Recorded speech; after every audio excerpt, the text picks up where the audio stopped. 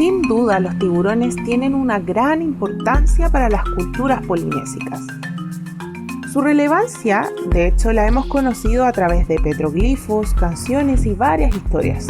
Cuenta una leyenda, por ejemplo, que una de las dificultades que tenían los Rapa Nui en la ceremonia del hombre pájaro era cruzar el mar con una abundante cantidad de tiburones dentro, desde Orongo hasta el Motu Nui, para buscar el huevo del Manutara. ¿Qué sabemos hoy en día de los peces y los tiburones que viven en el mar de Rapa Nui? En este capítulo, la doctora Naiti Morales, quien desarrolló su investigación en SMOI, nos contará qué fue lo que descubrió sobre los peces y tiburones, los grandes depredadores que habitan en el mar de Rapa Nui.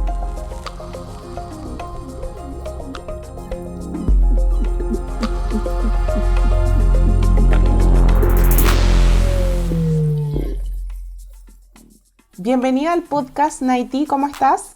Muy bien, Valentina, gracias por la invitación. Oye, ¿desde dónde nos saludas?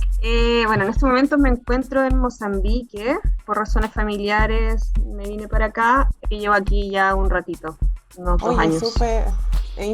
Yo creo que tú eres nuestra invitada más internacional, más lejana. por lejos.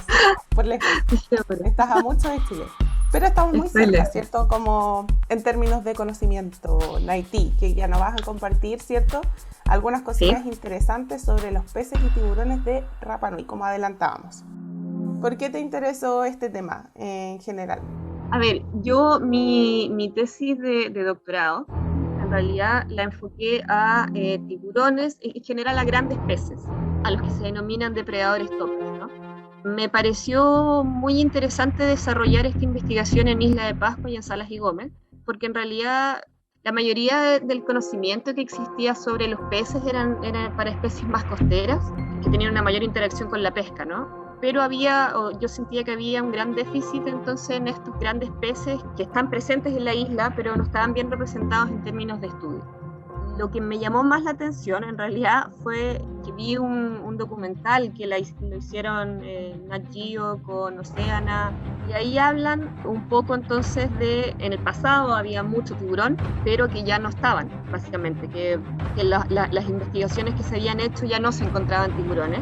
Sin embargo, cuando hablaban, por ejemplo, con pescadores, ellos seguían insistiendo con que aparecían, interactuaban con ellos en las redes de pesca, pero no había mucha información científica. Entonces consideré en ese momento que era un buen tema de tesis, básicamente, como enfocar mi estudio en este grupo trófico tan poco estudiado en la isla. Súper bien, Naiti. Y entonces, finalmente, después de ver este documental, ¿cierto?, que te dejó la intriga, quisiste ir como darte la oportunidad de comprobar tú misma si efectivamente todavía seguían estos grandes peces en Rapa Nui. Me parece súper interesante, suena muy como aventura. Y bueno, hay algo que yo creo que es importante mencionar, que me imagino que estos peces grandes y tiburones tienen importancia, digamos, económica, cultural. No sé si ahí tú sabes algún detalle sobre eso. Sí, tienen efectivamente una importancia económica, ya que, por ejemplo, Isla de Pascua es conocida por el atún.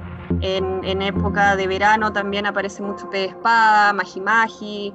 Ahí el tiburón no lo consumen, así no se lo comen normalmente, pero es usado principalmente como carnada, por ejemplo, para otras especies, para el atún o para la langosta, que lo ocuparon mucho. Y cultural, porque básicamente, Rapa Nui, como todas las otras islas de la Polinesia, son culturas muy, muy ligadas al mar y a la pesca. Culturalmente están muy unidos a estas especies que son más pelágicas normalmente, y basan, no sé si gran parte de su alimentación, pero sí tienen muchas historias relacionadas. O sea, aparecen mucho también en los petroglifos.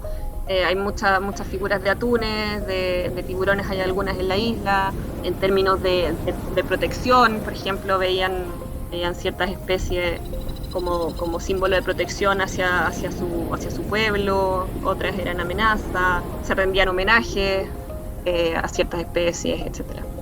Además, tengo entendido que esto funciona como, uno podría decir, mejor que no hayan tiburones, porque así hay más peces, porque ellos se comen a los otros peces, y porque uno los ve como malos, pues digamos, los malos de la película, el tiburón. Pero claro, no es tan así, digamos, creo, en ecología, ¿no?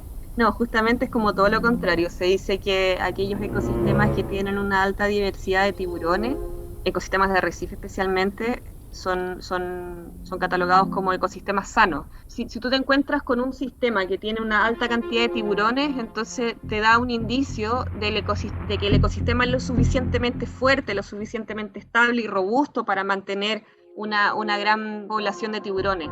Después de tener todos estos antecedentes, digamos, Ujú. ¿cómo fue que lo hiciste para poder estudiar tiburones? Hay una técnica que son, por las siglas en inglés, se llaman broops. Estas broops básicamente consisten en una cámara, pones como un marco de metal o de plástico, lo que sea, pones una GoPro y adelante de la GoPro o de una cámara que aguante agua, pones una carnada y eso lo tiras al mar. Entonces, lo que yo hice fue usar eso. Mi pregunta entonces era, bueno, ¿dónde están estos tiburones? Si es que los investigadores no lo están viendo, no los están encontrando, pero los pescadores insisten que todavía hay. Entonces había que ocupar esta nueva técnica para ver si es que funcionaba. Y para sorpresa mía y para sorpresa de muchos, en la primera campaña que hicimos, pudimos contar por lo menos 35 tiburones. Y el tiburón que yo más vi fue el tiburón de Galápagos, que es el tiburón que normalmente habitaba y habita en las costas de Rapa Nui, de Salas y Gómez. Esta es como la especie de tiburón que permanece todo el año. Sabemos que tenemos tiburones aquí en Rapa Nui. Sabemos que hay mucho tiburón en Salas y Gómez, pero queremos saber si estos tiburones que están en Salas y Gómez están de alguna forma relacionados con aquellos tiburones que están presentes en Rapa Nui. Y básicamente el resultado que tuvimos fue que todos pertenecían a la misma población. Eso significa que hay más o menos regular, pero hay un intercambio entre aquellos individuos que habitan Rapa Nui con aquellos individuos que habitan Salas y Gómez. Salas y Gómez es la isla que está como a casi 400 kilómetros al noreste. Entonces, si es que nosotros vemos Salas y Gómez que están llenas de tiburones y tenemos Rapa Nui que hay, pero ya definitivamente hay mucho menos de lo que había antes, entonces podríamos esperar que de alguna forma, quizás, si nosotros afectamos la población que habita Rapa Nui, podemos estar de alguna forma también afectando la población que habita en Salas y Gómez. Claro, porque son, digamos, por decirlo simple, de la misma familia, o sea, como que se trasladan, pero Claro, son los mismos, digamos, son los claro, mismos tiburones. sí, Súper, son los mismos tiburones, exactamente. súper. Y quizás como dentro de todo lo que hiciste, tienes como conocimiento de que se haya descubierto como nuevas especies, digamos, de como de estos tiburones o peces grandes. Nos dimos cuenta, por ejemplo, que habían otras especies que estaban llegando. Por ejemplo, hay dos avistamientos recientes del 2021, que era del tiburón ballena. Llegaron dos tiburones ballena.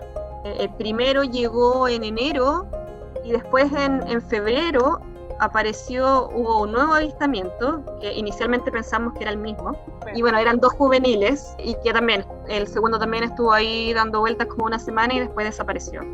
Después hubo otro avistamiento de un tiburón tigre. Estas dos especies de tiburones no estaban descritas como por la ciencia, no hay ningún paper científico, o no había, que diera cuenta de la presencia de estas especies. Sin embargo, cuando uno busca un poco más sobre como las especies de tiburón que los Rapa Nui reconocen, como históricamente, uno se da cuenta que hasta tienen nombre, Rapa Nui. Y eso fue súper interesante para nosotros en realidad, porque básicamente nos da como la idea de que si queremos estudiar la biodiversidad de un lugar, especialmente estos lugares que están súper aislados, que en general están poco estudiados y que tienen este como conocimiento ancestral, este conocimiento ancestral tiene que ser usado para determinar la biodiversidad del lugar. Es sumamente importante que lo ocupemos, es una herramienta que en realidad no se ha usado, pero que nos puede decir mucho. Entonces, eso fue como súper interesante para nosotros, como darnos cuenta de eso. Súper buena observación, como lo mejor de dos mundos, como dicen por ahí, Exactamente. para poder tener mayor conocimiento. Y bueno, así como recapitulando un poco en Haití, como bien resumido, entonces, ¿qué podríamos decir que ahora se sabe de los peces y tiburones que viven en Rapa Nui? Yo creo que esto de que se hayan encontrado nuevas especies, de la cantidad de tiburones, son buenas noticias, ¿no? Como que realmente teníamos un mejor escenario que el que imaginábamos antes, ¿no? O sea, yo creo que son buenas noticias el haber encontrado, o sea, que todavía hay una población residente de este tiburón de Galápagos. Sí, efectivamente creo que es una buena noticia.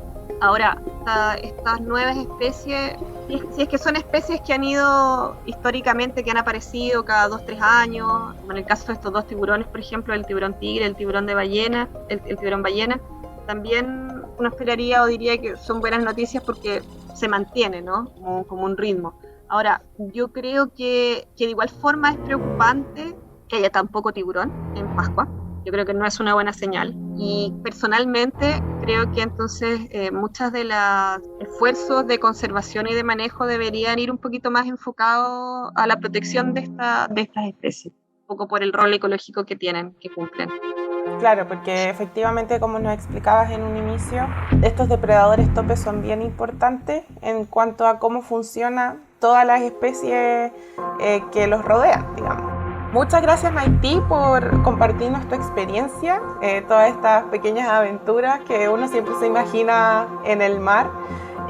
Y bueno, queremos dejarlos invitados porque esta no va a ser la única historia interesante, ¿cierto? Tenemos muchas más en los capítulos, así que para que sigan escuchando el podcast.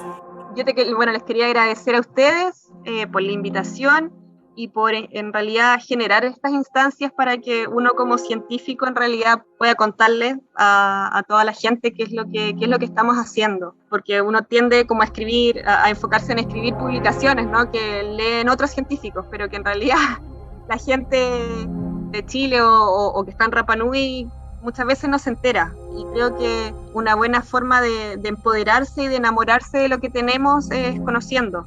Entonces quería agradecerles por la invitación, como te digo, y también por en general generar estas instancias para poder compartir nuestro conocimiento con todo el mundo. Y sigan ahí escuchando los otros podcasts porque seguro van a estar súper interesantes.